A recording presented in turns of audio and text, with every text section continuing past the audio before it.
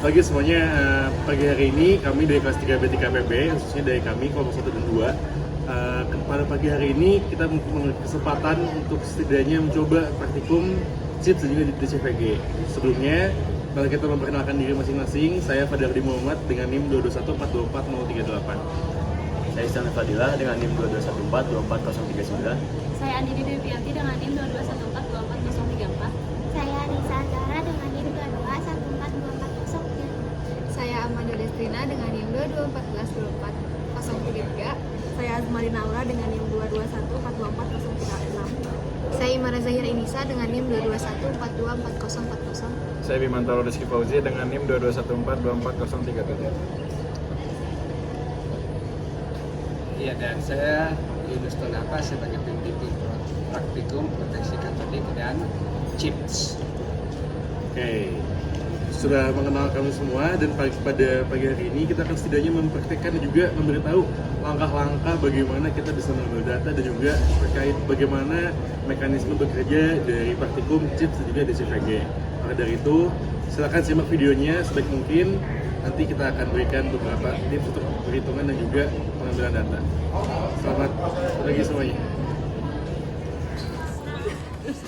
Oke, di sini ada alat rectifier guys untuk praktikum DCVG dan juga CIPS. Bangga untuk Teh Manda dijelaskan. Oke, jadi di sini ada serangkaian alat rectifier yang kita bisa lihat di sini. Dalam rectifier itu ada beberapa perangkat, namun yang kita gunakan dan kita operasikan adalah jenis alirannya. Mungkin Teh Azwa boleh lebih lagi. Buat arah arusnya itu bisa kita atur ya untuk continue dan putus-putus. Kalau misalnya ke bawah itu berarti jenis arusnya continue. Kalau misalnya kita tarik ke atas berarti jenis arusnya adalah putus-putus. Jenis arus putus-putus ini bisa ditandai dengan lampu yang disediakan di sini. Ketika lampunya nyala berarti arusnya tidak masuk. Namun ketika lampunya mati berarti arusnya sudah masuk. Nah, itu menunjukkan bahwa arus tersebut adalah arus putus-putus. Mungkin bisa jelaskan lebih lanjut oleh Kang Fadil. Oke, selanjutnya untuk kita praktikum ada dua nih teman-teman di lapangan, itu ada grand point dan juga satu. Nah, nanti dari alat rectifier ini kita akan mulai dari arus yang continue tadi yang kata Temanda, dimana kita bisa mengukur nih arus yang ada di grand point dan juga di V1. Nah, untuk mengukur arus kita bisa memulai praktikum, kita harus bisa memastikan bahwa memang volt yang ada di grand point lebih tinggi daripada volt yang ada di V1. Maka dari itu, ketika sudah kita mengukur V1 lebih kecil daripada di grand point, kita bisa mulai untuk mengukur tiap arusnya per 30 cm dari yang V1 pertama. Maka dari itu kita bisa mengukur juga di mana sih titik-titik terdapat kebocoran arus yang ada di lapangan. Maka dari itu, daripada kita banyak-banyak teori, langsung aja kita ke praktikumnya. Oke, jadi tadi kan saya bilang ada dua titik nih untuk kita mengukur mana sih potensialnya yang lebih tinggi. Kan tadi saya bilang bahwa memang titik di grand point itu harus lebih tinggi daripada titik di V1. Dan itu sudah mulai boleh dilihat kita sudah mulai mengukur V1 di mana kita bisa mengukur nih potensial dari voltnya dengan menggunakan anoda reference. Sekarang kita akan menghitung potensial di V1 yang tadi sudah diberitahu oleh rekan saya. Kabel warna hitam atau yang negatif disambungkan ke kabel warna merah, dan yang kabel warna merah atau kutub positif disambungkan ke elektroda referensi.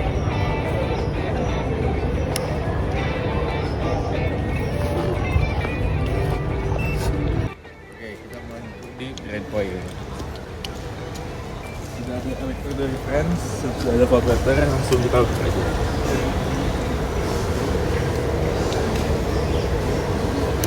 Langkah selanjutnya akan kita lakukan yaitu mengambil nilai potensial pada titik drain point dengan cara menyambungkan kabel yang berwarna merah atau yang berkutub positif pada elektroda reference dan juga kabel yang berwarna hitam ke anoda inner atau berkutub negatif.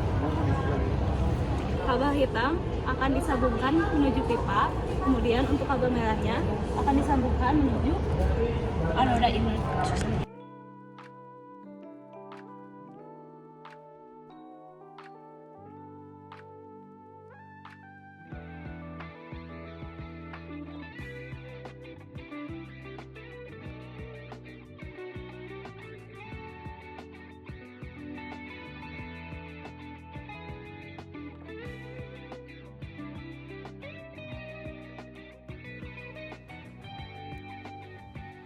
Nah, sekarang sekarang kita akan mengambil data untuk praktikum chips. Untuk itu kita ubah dulu arah arusnya. Mari kita lihat ke depan. Kita ubah arus menjadi on off.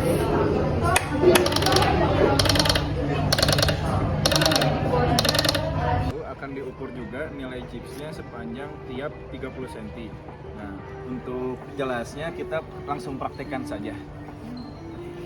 Untuk kabel yang berwarna hitam ini akan dihubungkan ke kabel ini, sedangkan untuk yang berwarna merah akan dihubungkan ke elektroda reference.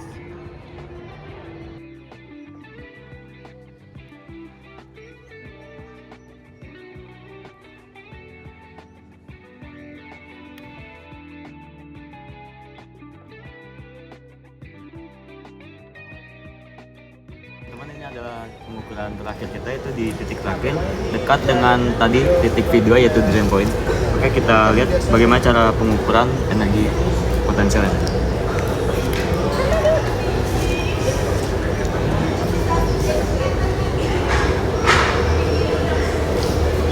Oke, untuk pengukuran di setiap titik, pastikan titik yang kita ukur itu lurus dengan titik awal yang kita ukur tadi.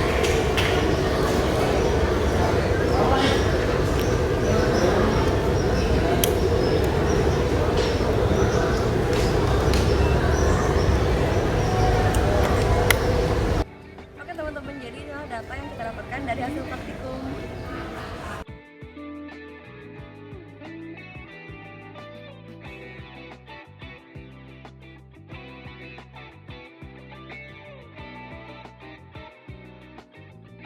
Setelah diketahui data-datanya, dapat dilihat bahwa pada 60 cm terdapat nilai yang lebih besar, berarti ada kebocorannya di situ, di daerah sini.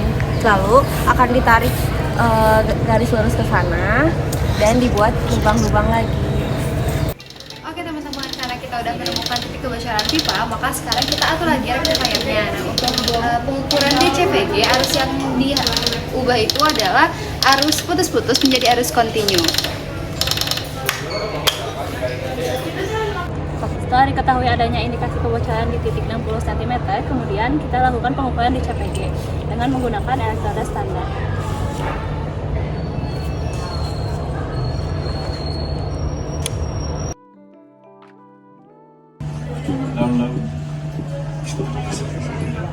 Jadi kita telah menghitung hasil untuk mencari nilai persen IR.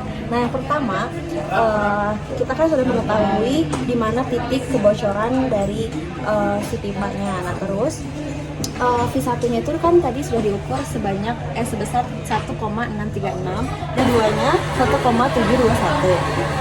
Lalu titik DX ini adalah titik dari 0 hingga titik sampai kebocoran. Nah, kebocoran itu pada titik ketiga yaitu 0,9 meter. 0,9. Nah, berarti DX-nya itu 0,9 meter dan X-nya itu sisanya, sepanjang dari sisanya yaitu sebesar 19,1. Nah, setelah itu kita langsung menghitung dari jarak dari kebocoran hingga konstannya itu ditotalkan, yaitu sebesar 8,8 ml.